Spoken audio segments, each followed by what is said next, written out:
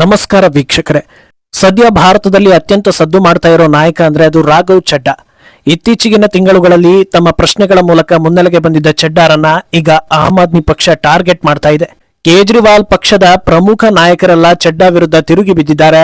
ಇದರಿಂದ ಬೇಸರಗೊಂಡಿರೋ ಚಡ್ಡಾ ವಿಡಿಯೋ ಮಾಡೋ ಮೂಲಕ ತಮ್ಮ ಅಭಿಪ್ರಾಯವನ್ನ ಹಂಚಿಕೊಂಡಿದ್ದಾರೆ. ಈ ಹೊತ್ತಲ್ಲಿ ಬಿಜೆಪಿ ಕಡೆಯಿಂದ ರಾಘವ್ ಚಡ್ಡಾಗೆ ಬೆಂಬಲ ಕೂಡ ಸಿಗ್ತಾ ಇದೆ. ಇದೆಲ್ಲದರ ಮಧ್ಯೆ ಜನರಿಗೂ ಕೂಡ ಒಂದು ವಿಚಾರದಲ್ಲಿ ಕ್ಲಾರಿಟಿ ಸಿಕ್ಕಂತಾಗಿದೆ. ಹಾಗಿದ್ರೆ ರಾಘವ್ ಚಡ್ಡಾ ಇತ್ತೀಚೆಗೆ ಸೌಂಡ್ ಮಾಡಿದ್ಯಾಕೆ, ಇದರಿಂದ ಆಮ್ ಆದ್ಮಿಗೆ ಯಾಕೆ ಪ್ರಾಬ್ಲಮ್ ಆಯ್ತು, ಜನರು ಹೇಳ್ತಾ ಇರೋದೇನು, ಇದೆಲ್ಲ ಜಂಜಾಟಗಳಿಂದ ಬೇಸರಗೊಂಡು ಆಮ್ ಆದ್ಮಿಗೆ ಚಡ್ಡಾ ಗುಡ್ ಬೈ ಹೇಳ್ತಾರಾ, ಮುಂದೆ ಯಾವ ಪಕ್ಷವನ್ನ ಆಯ್ಕೆ ಮಾಡ್ಕೊಳ್ಬಹುದು, ಇದೆಲ್ಲದರ ಬಗ್ಗೆ ಒನ್ ಬೈ ಒನ್ ವಿವರಿಸ್ತಾ ಹೋಗ್ತೀನಿ. ಈ ವಿಡಿಯೋವನ್ನ ತಪ್ಪದೆ ಕೊನೆ ತನಕ ನೋಡಿ. ಅದಕ್ಕೂ ಮುನ್ನ ಮೀಡಿಯಾ ಮಾನ್ಸ್ಟರ್ ಚಾನಲ್ ಅನ್ನ ತಪ್ಪದೆ ಸಬ್ಸ್ಕ್ರೈಬ್ ಮಾಡಿ. ಎಸ್, ಭಾರತದಲ್ಲಿ ವಿಪಕ್ಷಗಳ ಬಗ್ಗೆ ಮುಕ್ಕಾಲುವಾಸಿ ಭಾರತೀಯರಿಗೆ ಒಳ್ಳೆಯ ಅಭಿಪ್ರಾಯವೇ ಇಲ್ಲ. ಅದಕ್ಕೆ ಪ್ರಮುಖ ಕಾರಣ ವಿಪಕ್ಷ ನಾಯಕ ರಾಹುಲ್ ಗಾಂಧಿ. ಪಿಎಂ ಆಗಬೇಕು ಅನ್ನೋ ಆಸೆ ಇದ್ರೆ ಮಾಡಬಾರ್ದನ್ನ ಮಾಡೋ ಬದಲು ಸ್ವಲ್ಪ ಸ್ಟಡಿ ಮಾಡಿಕೊಂಡು ಸಂಸತ್ನಲ್ಲಿ ಹೇಗಿರಬೇಕು, ಉಳಿದವರು ಹೇಗಿರ್ತಾರೆ, ನನ್ನ ಜವಾಬ್ದಾರಿ ಏನು, ಯಾರಿಗೋಸ್ಕರ ಕೆಲಸ ಮಾಡಬೇಕು, ಜನರು ನನ್ನಿಂದ ಏನನ್ನ ನಿರೀಕ್ಷೆ ಮಾಡ್ತಾ ಇದ್ದಾರೆ, ಜನರಿಗೆ ಇರೋ ಸಮಸ್ಯೆಗಳೇನು ಅನ್ನೋದನ್ನ ಅರ್ಥ ಮಾಡ್ಕೊಳ್ಬೇಕಿತ್ತು.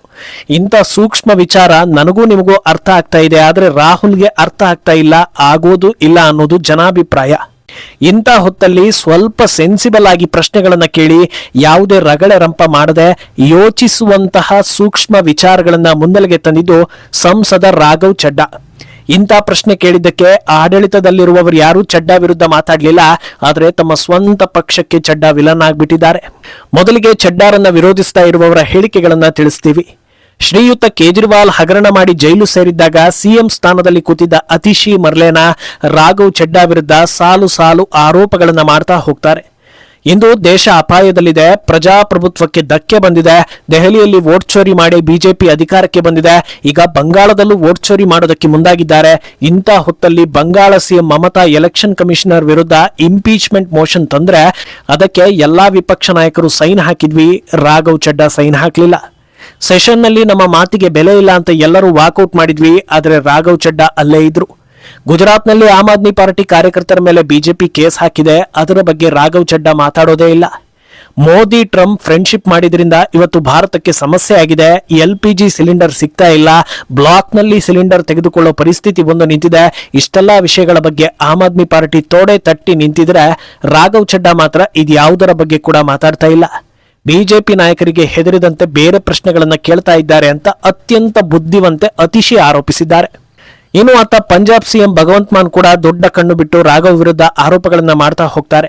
ಅತಿಶಿ ಹೇಳಿದ್ದನ್ನೇ ಆಚೆ ಈಚೆ ಮಾಡಿ ಇನ್ನೊಂದಷ್ಟು ವಿಚಾರಗಳನ್ನ ಸೇರಿಸಿ ಹೇಳೋ ಭಗವಂತ್ ಮಾನ್, ಒಂದು ಕಡೆ ವೋಟ್ ಚೋರಿ ಆಗ್ತಾ ಇದೆ, ಇನ್ನೊಂದು ಕಡೆ ನಮ್ಮ ಕಾರ್ಯಕರ್ತರ ಮೇಲೆ ಕೇಸ್ ದಾಖಲಾಗಿದೆ, ಇದೆಲ್ಲದರ ಬಗ್ಗೆ ಮಾತಾಡೋದನ್ನ ಬಿಟ್ಟು ಕ್ಯಾಂಟೀನು ಸಮೋಸ ಅಂತ ಬೇಡದ ವಿಚಾರಗಳನ್ನ ಮಾತಾಡ್ತಾ ಇದ್ದಾರೆ, ಅದಕ್ಕೆ ಆಕ್ಷನ್ ತೆಗೆದುಕೊಂಡಿದ್ದು ಅಂತ ಹೇಳ್ತಾರೆ.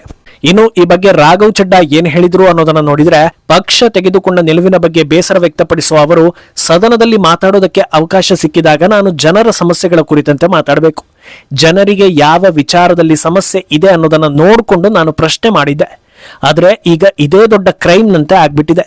ಸದ್ಯ ಪಕ್ಷ ನನ್ನ ವಿರುದ್ಧ ಆಕ್ಷನ್ ತೆಗೆದುಕೊಂಡಿದ್ದು ಸದನದಲ್ಲಿ ನನಗೆ ಮಾತಾಡೋ ಅವಕಾಶವನ್ನ ಕಸಿದುಕೊಂಡಿದೆ. ಆದ್ರೆ ನಾನು ನನ್ನ ಪಕ್ಷಕ್ಕೆ ಒಂದು ವಿಚಾರವನ್ನ ಹೇಳೋದಕ್ಕೆ ಇಷ್ಟಪಡ್ತೀನಿ, ನನ್ನ ಮೌನ ನನ್ನ ಸೋಲಲ್ಲ ಅಂತ ಹೇಳಿದ್ದಾರೆ. ಸರಿ, ಇಷ್ಟೆಲ್ಲ ಆಕ್ಷನ್ ತಗೊಂಡ್ರಲ್ಲ, ರಾಘವ್ ಚಡ್ಡಾ ಕೇಳಿದ್ದ ಅಂತ ಪ್ರಶ್ನೆಗಳಾದ್ರೂ ಯಾವುದು ಅನ್ನೋದನ್ನ ನೋಡಿದ್ರೆ, ಝೊಮ್ಯಾಟೊ ಹಾಗೂ ಬ್ಲಿಂಕಿಟ್ ಡೆಲಿವರಿ ಬಾಯ್ ಸಮಸ್ಯೆಗಳ ಬಗ್ಗೆ, ಡೇಟಾ ಹೆಸರಲ್ಲಿ ಟೆಲಿಕಾಂ ಕಂಪನಿಗಳು ಜನರನ್ನ ವಂಚಿಸ್ತಾ ಇರೋದರ ಬಗ್ಗೆ, ಟೋಲ್ ಪ್ಲಾಜಾದಲ್ಲಿ ಆಗ್ತಾ ಇರೋ ಲೂಟಿ ಬಗ್ಗೆ, ಮಿಡಲ್ ಕ್ಲಾಸ್ ಜನರಿಗೆ ಹೊರೆಯಾಗ್ತಾ ಇರೋ ತೆರಿಗೆಗಳ ಬಗ್ಗೆ, ಇದನ್ನ ಕೇಳಿದ್ದಕ್ಕೆ ಈಗ ಆಮ್ ಆದ್ಮಿ ಶಿಕ್ಷೆ ಕೊಟ್ಟಿದೆ. ಅಂದಹಾಗೆ ಯಾವಾಗ ರಾಘವ್ ಚಡ್ಡಾ ಈ ರೀತಿ ಪ್ರಶ್ನೆಗಳನ್ನ ಕೇಳೋದಕ್ಕೆ ಶುರು ಮಾಡಿದ್ರೋ ಆಗ್ಲೇ ಅವರು ಜನಸಾಮಾನ್ಯರ ಪಾಲಿಗೆ ಹೀರೋ ಆಗಿದ್ರು. ಯಾಕಂದ್ರೆ ವಿಪಕ್ಷ ನಾಯಕನ ಸ್ಥಾನದಲ್ಲಿ ಕೂತಿರೋ ವ್ಯಕ್ತಿ ಸದನ ಹಾಳು ಮಾಡೋದನ್ನೇ ಕೆಲಸ ಮಾಡ್ಕೊಂಡಿದ್ರಿಂದ ಕೊನೆ ಪಕ್ಷ ಸದನವನ್ನ ಸರಿಯಾಗಿ ಸದ್ಬಳಕೆ ಮಾಡ್ಕೊಳ್ಳೋ ನಾಯಕ ಒಬ್ಬರಾದ್ರೂ ಇದ್ದಾರಲ್ಲ ಅನ್ನೋದು ಜನರಿಗೆ ಖುಷಿ ತಂದಿತ್ತು. ಬಾಯಿ ಬಿಟ್ರೆ ಜಾತಿ ಜಗಳ, ಓಲೈಕೆ, ಮೋದಿಯನ್ನ ಬೈಯೋದು, ಇದರ ನಡುವೆ ಜನಸಾಮಾನ್ಯರು ದಿನನಿತ್ಯ ಏನನ್ನ ಅನುಭವಿಸ್ತಾ ಇದ್ದಾರೆ ಅನ್ನೋದನ್ನ ನೋಡೋ ಕೆಲಸವನ್ನ ಯಾರು ಮಾಡಿರ್ಲಿಲ್ಲ. ಈ ಹೊತ್ತಲ್ಲಿ ಆ ಕೆಲಸ ಮಾಡಿದ್ದ ಏಕೈಕ ವ್ಯಕ್ತಿ ಅಂದ್ರೆ ಅದು ರಾಘವ್ ಚಡ್ಡಾ. ಆದ್ರೆ ಈಗ ಅದೇ ಅವರ ಪಾಲಿಗೆ ತಪ್ಪಾಗ್ಬಿಟ್ಟಿದೆ. ಇನ್ನು ಬಹುತೇಕರು ಹೇಳೋ ಪ್ರಕಾರ ರಾಘವ್ ಚಡ್ಡಾ ವಿಪಕ್ಷ ನಾಯಕ ಆಗ್ಬೇಕಿತ್ತು ಅನ್ನೋದು. ಯಾಕಂದ್ರೆ ಈವರೆಗೆ ರಾಹುಲ್ ಹಾಗೂ ಇತರ ವಿಪಕ್ಷ ನಾಯಕರು ಎತ್ತಿರೋ ವಿಚಾರಗಳಿಂದ ದೇಶಕ್ಕಾಗ್ಲಿ ದೇಶದ ಜನರಿಗಾಗ್ಲಿ ನಯಾ ಪೈಸಾ ಉಪಯೋಗ ಇರಲಿಲ್ಲ. ಆದರೆ ಟೆಲಿಕಾಂನಂತ ಸಣ್ಣ ಪುಟ್ಟ ವಿಚಾರಗಳು ಜನರಿಗೆ ಹಂತ ಹಂತವಾಗಿ ದೊಡ್ಡ ಹೊರೆಯಾಗ್ತಾ ಇದೆ ಅನ್ನೋದನ್ನ ಬೆಳಕಿಗೆ ತರೋ ಕೆಲಸ ರಾಘವ್ ಕಡೆಯಿಂದ ಆಗಿತ್ತು. ಇಂಟ್ರೆಸ್ಟಿಂಗ್ ವಿಷಯ ಏನಂದ್ರೆ, ಈ ರೀತಿ ಪ್ರಶ್ನೆ ಕೇಳಿದ್ದಕ್ಕೆ ಆಡಳಿತ ಪಕ್ಷದಲ್ಲಿರೋ ಯಾರು ಕೂಡ ರಾಘವ್ರನ್ನ ವಿರೋಧಿಸಲಿಲ್ಲ. ಬದಲಾಗಿ ಸಮಸ್ಯೆಯ ಮೂಲ ಪತ್ತೆ ಹಚ್ಚೋ ಕೆಲಸ ಮಾಡಿದ್ರು. ಇದನ್ನ ಜನರು ಆರೋಗ್ಯಕರ ಅಂತ ಪರಿಗಣಿಸಿದ್ರು. ಆದ್ರೆ ಇಂಥ ಆರೋಗ್ಯಕರ ವಿಷಯಗಳು ಕೆಲವರಿಗೆ ಅಪತ್ಯ ಅನ್ನೋ ರೀತಿ ಪಕ್ಷದ ಎಲ್ಲರೂ ಸೇರ್ಕೊಂಡು ರಾಘವ್ ಚಡ್ಡಾರನ್ನ ಒಂದೇ ಸಲ ಟಾರ್ಗೆಟ್ ಮಾಡ್ತಾ ಇದ್ದಾರೆ. ಆದರೆ ಈ ರೀತಿ ಟಾರ್ಗೆಟ್ ಮಾಡಿದ್ರಿಂದ ರಾಘವ್ ಚಡ್ಡಾ ವರ್ಚಸ್ಸು ಒಂದು ಹಂತ ಜಾಸ್ತಿ ಆಗಿದ್ದು ಮಾತ್ರವಲ್ಲದೆ ಪಾತಾಳ ಕಂಡಿರೋ ಆಮ್ ಆದ್ಮಿಗೆ ಇನ್ನಷ್ಟು ಬ್ಯಾಕ್ ಫೈರ್ ತರಿಸ್ತಾ ಇದೆ. ಅಂದಹಾಗೆ ಯಾಕೆ ಅವರೆಲ್ಲ ಅಷ್ಟೊಂದು ಸಿಟ್ಟಿಗೆದ್ರು ಅನ್ನೋದಕ್ಕೆ ಇನ್ನೂ ಒಂದು ಪ್ರಮುಖ ಕಾರಣ ಕೇಳಿ ಬರ್ತಾ ಇದೆ. ಸಿಎಂ ಆಗಿ 10 ವರ್ಷ ದೆಹಲಿ ಆಳಿದ ಕೇಜ್ರಿವಾಲ್ರನ್ನ ಈಗ ಜನರು ನೋಡಿದ್ರೆ ಯಾವ ರೀತಿ ರಿಯಾಕ್ಷನ್ ಕೊಡ್ತಾರೆ ಅನ್ನೋದು ನಿಮಗೆ ಗೊತ್ತಿದೆ. 100ರಲ್ಲಿ 99 ಜನರು ಕೇಜ್ರಿವಾಲ್ರನ್ನ ಸ್ಮಾರ್ಟ್ ಕ್ರಿಮಿನಲ್ ಅಂತ ಕರೀತಾ ಇದ್ದಾರೆ.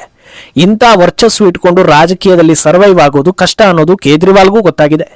ಹೇಗಾದ್ರೂ ಮಾಡಿ ಮತ್ತೆ ಅಧಿಕಾರಕ್ಕೆ ಬರಬೇಕು ಅಂತ ಸರ್ಕಸ್ ಮಾಡ್ತಾ ಇರೋ ಕೇಜ್ರಿವಾಲ್ ಕೆಲ ದಿನಗಳ ಹಿಂದೆ ಗುಜರಾತ್ನಲ್ಲಿ ನಾನು ಅಧಿಕಾರಕ್ಕೆ ಬಂದ್ರೆ ಭ್ರಷ್ಟಾಚಾರವನ್ನ ಬುಡ ಸಮೇತ ಕಿತ್ತು ಹಾಕ್ತೀನಿ ಅಂತ ಹೇಳಿದ್ರು. ಇದನ್ನ ಕೇಳಿ ಇಡೀ ದೇಶವೇ ನಕ್ಕಿತ್ತು. ಇಂಥ ಹೊತ್ತಲ್ಲಿ ತಮ್ಮದೇ ಪಕ್ಷದ ಒಬ್ಬ ಸಣ್ಣ ನಾಯಕ ತಮಗಿಂತ ಮೇಲೆ ಹೋಗ್ತಾ ಇದ್ದಾನೆ ಅಂದ್ರೆ ಹೇಗೆ ತಡಿಬೇಕು ಜೀವ? ಅಲ್ಲದೆ ಕೇಜ್ರಿವಾಲ್ನ ಬಿಟ್ರೆ ಆಮ್ ಆದ್ಮಿಯಲ್ಲಿ ನಾವೇ ಮೇನ್ ಅಂತ ಗುರುತಿಸಿಕೊಂಡಿರುವವರು ಇದನ್ನ ಹೇಗ್ ತಾನೇ ಸಹಿಸಿಕೊಳ್ತಾರೆ? ಅದರಿಂದ ಇಷ್ಟೆಲ್ಲ ಆಗಿದೆ ಅಂತ ಜನರು ಮಾತಾಡ್ತಾ ಇದ್ದಾರೆ. ಇನ್ನು ಈ ಸನ್ನಿವೇಶವನ್ನ ಅವಕಾಶದಂತೆ ಬಳಸಿಕೊಂಡಿರೋ ಬಿಜೆಪಿ ರಾಘವ್ ಚಡ್ಡಾಗೆ ಸಪೋರ್ಟ್ ಮಾಡಿದೆ. ದೆಹಲಿ ಬಿಜೆಪಿ ಪ್ರೆಸಿಡೆಂಟ್ ವೀರೇಂದ್ರ ಸಚದೇವ್ ಕೇಜ್ರಿವಾಲ್ಗೆ ಪ್ರತಿಭೆಗಳನ್ನ ಬಳಸಿ ಬಿಸಾಡುವ ಬುದ್ಧಿವಂತಿಕೆ ಇದೆ. ಈಗಲೂ ಕೂಡ ಅದನ್ನೇ ಮಾಡಿದ್ದಾರೆ. ರಾಘವ್ ಬಹಳ ಹಿಂದೆಯೇ ಮೌನವನ್ನ ಮುರಿಯಬೇಕಿತ್ತು ಅಂತ ಹೇಳಿದ್ದಾರೆ. ಇನ್ನೊಬ್ಬ ನಾಯಕರು ರಾಘವ್ ಚಡ್ಡಾ ಜನಸಾಮಾನ್ಯರ ಪರವಾಗಿ ಪ್ರಶ್ನೆಗಳನ್ನ ಮಾಡ್ತಾ ಇದ್ದಿದ್ದು ನಿಜಕ್ಕೂ ಸ್ವಾಗತಾರ್ಹ. ರಾಜ್ಯಸಭೆಯಲ್ಲಿ ಡೆಪ್ಯೂಟಿ ಲೀಡರ್ ಆಗಿ ಅವರು ಮಾಡ್ತಾ ಇದ್ದ ಪ್ರಶ್ನೆಗಳು ನಮಗೂ ಖುಷಿ ತರ್ತಾ ಇತ್ತು, ಗಮನವಿಟ್ಟು ಕೇಳಿಸ್ಕೊಳ್ಳೋ ಹಾಗಿತ್ತು. ಅವರು MLA ಆಗಿದ್ದಾಗಲೂ ಕೂಡ ಇಷ್ಟೇ ಸೆನ್ಸಿಬಲ್ ಆಗಿ ಅಸೆಂಬ್ಲಿಯಲ್ಲಿ ಮಾತಾಡ್ತಾ ಇದ್ರು. ಆದ್ರೆ ಏನ್ ಮಾಡೋದು, ಇಂಥ ನಾಯಕರು ಕೇಜ್ರಿವಾಲ್ಗೆ ಬೇಡವಾಗಿದೆ ಅಂತ ಹೇಳಿದ್ದಾರೆ. ಸದ್ಯ ರಾಘವ್ ಸ್ಥಾನಕ್ಕೆ ಆಮ್ ಆದ್ಮಿ ಪಾರ್ಟಿ ಅಶೋಕ್ ಮಿತ್ತಲ್ರನ್ನ ನೇಮಕ ಮಾಡಿದೆ.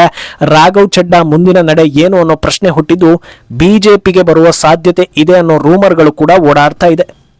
ಆದ್ರೆ ರಾಘವ್ ಬಿಜೆಪಿಗೆ ಬರೋದಕ್ಕಿಂತ ವಿಪಕ್ಷ ಸ್ಥಾನದಲ್ಲಿರೋದು ಒಳ್ಳೆಯದು ಅನ್ನೋದು ಬಹುತೇಕ ಜನರ ಅಭಿಪ್ರಾಯ. ಯಾಕಂದ್ರೆ ಚಿತ್ರ ವಿಚಿತ್ರ ಪ್ರಭೇದಗಳಂತೆ ಸೆಷನ್ ಹಾಳು ಮಾಡುವವರಿಗಿಂತ ನಿಜವಾಗಿಯೂ ಜನರ ಸಮಸ್ಯೆಯನ್ನ ಅರ್ಥ ಮಾಡಿಕೊಂಡು ಸ್ಟಡಿ ಮಾಡಿ ಪ್ರಶ್ನೆ ಮಾಡೋ ಚಡ್ಡಾರಂತವರು ನಿಜಕ್ಕೂ ಸದನಕ್ಕೆ ಅವಶ್ಯಕತೆ ಇದೆ ಅನ್ನೋದನ್ನ ಬಹುತೇಕರು ಹೇಳ್ತಾ ಇದ್ದಾರೆ. ಜನರ ಪಾಲಿನ ಹೀರೋ ಆಗಿದ್ದವರಿಗೆ ತಮ್ಮವರೇ ವಿಲನ್ ಆಗಿದ್ದಾರೆ. ಈ ಹಿಂದೆ ಆಪ್ನಲ್ಲಿ ಸ್ವಾತಿ ಮಲಿವಾಲ್ಗೆ ಇದೇ ರೀತಿಯಾಗಿತ್ತು. ಈಗ ಚಡ್ಡಾ ಸರದಿ ಎನ್ನುವಂತಾಗಿದೆ. ಮುಂದೇನಾಗುತ್ತೆ ಅನ್ನೋದನ್ನ ಕಾದು ನೋಡಬೇಕು. ಈ ಬಗ್ಗೆ ನಿಮ್ಮ ಅಭಿಪ್ರಾಯವನ್ನ ತಪ್ಪದೆ ಕಮೆಂಟ್ ಮೂಲಕ ತಿಳಿಸಿ.